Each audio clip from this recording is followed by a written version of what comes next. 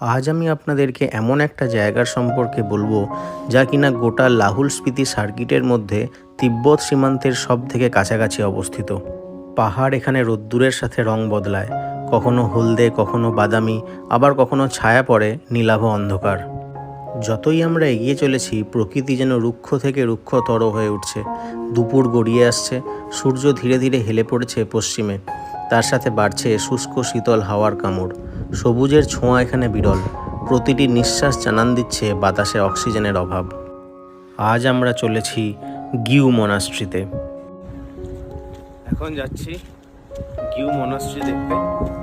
বাড়ি এই যে পিছনে পার্কিং করা হয়েছে, সামনের এই রাস্তা দিয়ে যাচ্ছি। প্রচণ্ড ঠান্ডা হাওয়া দিচ্ছে। সামনের ল্যান্ডস্কেপ অসাধারণ।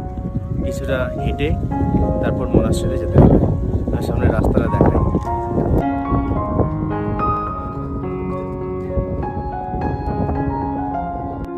সময়টা 1500 সালের আশেপাশে। তিব্বত থেকে এক বৌদ্ধ লামা সাঙ্গা তেনজিন এলেন ভারত তিব্বত সীমান্তের গিউ বৌদ্ধ গুম্ফায়।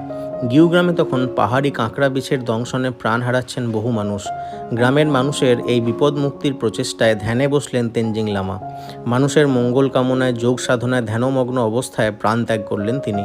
এবং যখন তিনি শেষ নিঃশ্বাস ত্যাগ করেন, গিউ গ্রামের আকাশে দেখা যায় এক 7 রঙা রামধনু, এবং গিউ গ্রাম মুক্ত হয় সেই মারণ দংশক কাঁকড়া বিছে থেকে। রুক্ষ শুষ্ক বাতাস, তীব্র শৈত্য সেই সাঙ্গা তেনজিং লামাকে করে তোলে এক প্রাকৃতিক মমি।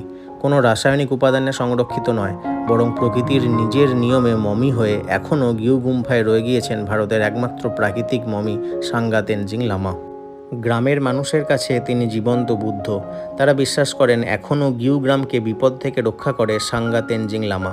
গ্রামবাসীদের বিশ্বাস তিনি জীবন্ত, কারণ তার নখ চুল এখনও একটু একটু করে বৃদ্ধি পাচ্ছে।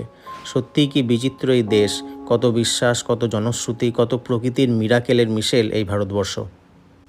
গিউ মনাস্ট্রির একদম নিচ থেকে শুরু হয়েছে একটি সিঁড়ি, যা গিয়ে মিশেছে উপরের একটি ধাতব সিঁড়ির সাথে। কেসা লাগা? আচ্ছা লাগা। ধাতব সিঁড়িটি দিয়ে উঠে যাওয়া যায় মনাস্ট্রির একদম উপরে। সেখান থেকে আশেপাশের 360 ডিগ্রি একটা ভিউ পাওয়া যায়, যা এক কথায় অবর্ণনীয়।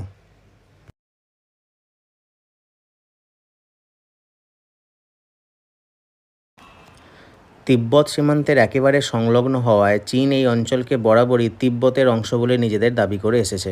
1850-এ বর্ডার কমিশনার ইংরেজ সাহেব আলেকজান্ডার কানিংহ্যামের সময় থেকে 1962-র ভারত চীন যুদ্ধ পর্যন্ত তিব্বত সীমান্তের শেষ জনপদ কুরিক এবং এই গিউ জনপদকে তিব্বতের অন্তর্ভুক্ত করতে চেয়েছে চীন। ভাগ্যিস এই